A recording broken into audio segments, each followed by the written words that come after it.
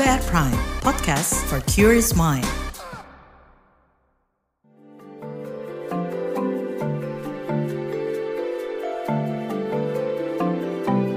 Saga, cerita tentang nama, peristiwa, dan fakta.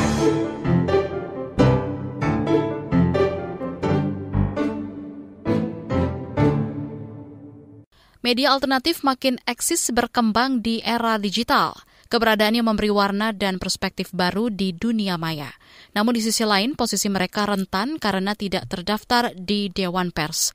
Ini makin diperburuk dengan sahnya Kitab Undang-Undang Hukum Pidana KUHP yang baru karena syarat pasal-pasal bermasalah. Perlindungan yang minim membuat media alternatif berpotensi terdampak aturan-aturan karet. Jurnalis KBR Valda Kustarini berbincang dengan redaksi Mubadalah Media Alternatif di Cirebon, Jawa Barat dan LBH Pers tentang celah kriminalisasi KUHP baru. Saya dari awal sadar apa yang saya tulis, isu-isu tentang hak perempuan dan anak, soal gender, soal dialog antar agama, itu akan menyinggung kelompok-kelompok tertentu, iya saya sadari dari awal. Hafizah Al-Mawali menjadi kontributor Mubadalah sejak 2021. Media alternatif yang lahir di Cirebon, Jawa Barat pada 2017 ini dikenal dengan perspektif keislamannya yang terbuka dan progresif. Konten-konten yang diunggah seperti keadilan gender dan toleransi berpotensi diserang kelompok yang berseberangan. Hafizah sempat mendapat serangan digital. Fitur pesan di Facebooknya berulang kali dikirimi tautan video porno. Serangan ini diduga terkait unggahan tulisan-tulisannya di Mubadalah. Lebih banyak video-video pornografi seperti itu ya. Kalau bagi saya tidak memanusiakan sesama begitu ya. Seenaknya sendiri mengirimkan hal-hal yang bersifat spam seperti itu. Bukan hanya spam, menurut saya itu bentuk kekerasan sebetulnya ya. Kini, Hafizah menerapkan langkah preventif sebelum mengirimkan tulisan. Bahasanya pun diperhalus agar tidak terkesan ofensif. Satu prinsip yang penting banget ya, yang saya pegang begitu bahwa validasi data, double cross-check, bahkan multi cross-check itu juga harus dilakukan oleh kawan-kawan pers. Nah, ketika semua itu sudah dilakukan, ya maju saja begitu, tulis saja begitu, jangan pernah ragu, jangan pernah takut. Hafizah berstatus penulis lepas di media yang tidak terdaftar di Dewan Pers. Artinya, perempuan 39 tahun ini menyandang kerentanan ganda karena minimnya perlindungan. Apalagi Kitab Undang-Undang Hukum Pidana KUHP yang baru masih memuat pasal-pasal karet.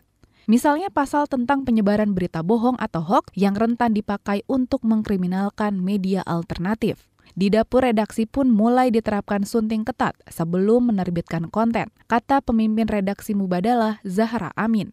Kalau yang masih bias itu saya kembalikan ke penulisnya. Kamu masih belum Mubadalah, saya bilang. Kamu masih belum Mubadalah, belum clear perspektifnya. Ya saya buang satu paragraf, dua paragraf, saya izin ke penulisnya. Mohon maaf saya buang satu paragraf ini yang saya anggap itu bias atau nggak jelas ini kamu mau lari kemana. Artikelnya saya buang. Saya bikin tambahkan artikel satu paragraf baru yang itu intinya adalah pesan dari artikel itu. Zahra putar otak bagaimana melindungi Mubadalah dan para kontributor dari potensi kriminalisasi.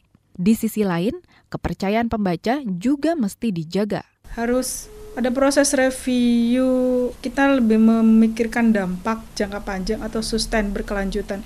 Gimana caranya campaign itu kita bisa, nafas kita itu panjang perjuangan itu, nggak asal bisa viral atau kontroversi, tapi akhirnya justru membuat kepercayaan orang itu jadi hilang gitu.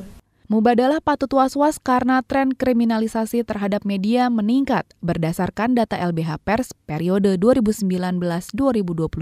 Ketua LBH Pers Ade Wahyudin. Nah, tren itu cukup tinggi, kriminalisasi meskipun yang sampai pengadilan itu hanya beberapa.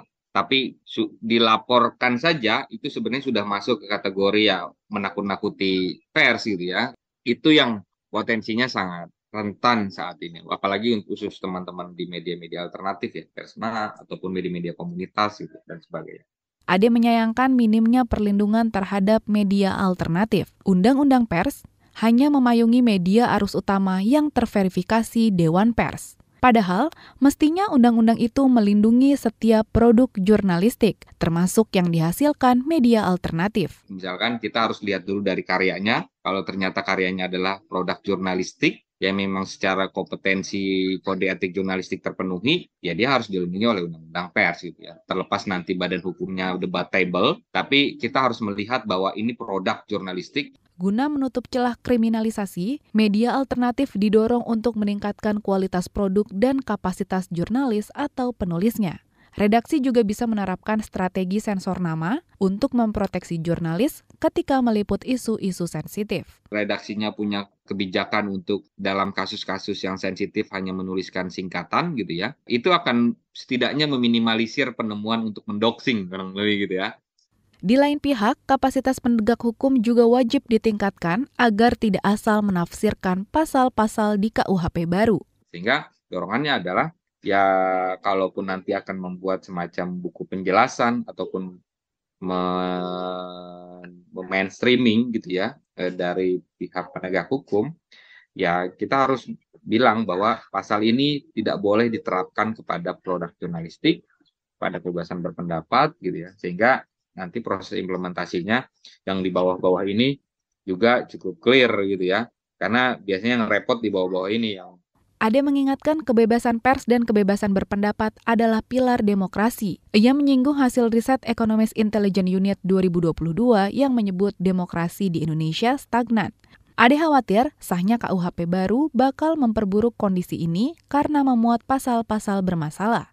Saat ini masyarakat banyak takut untuk melakukan menyampaikan pendapat gitu ya. Jadi indeks dari kebebasan berpendapatnya itu turun sehingga publik takut berpendapat, dan ini berbahaya, bukan hanya pers gitu ya yang juga takut, bisa jadi narasumber juga takut gitu ya. Kalau persnya takut, narasumbernya juga takut gitu ya. Ya artinya yang dirugikan siapa? Yang dirugikan adalah publik. Demikian Saga KBR, saya Valda Kustarini.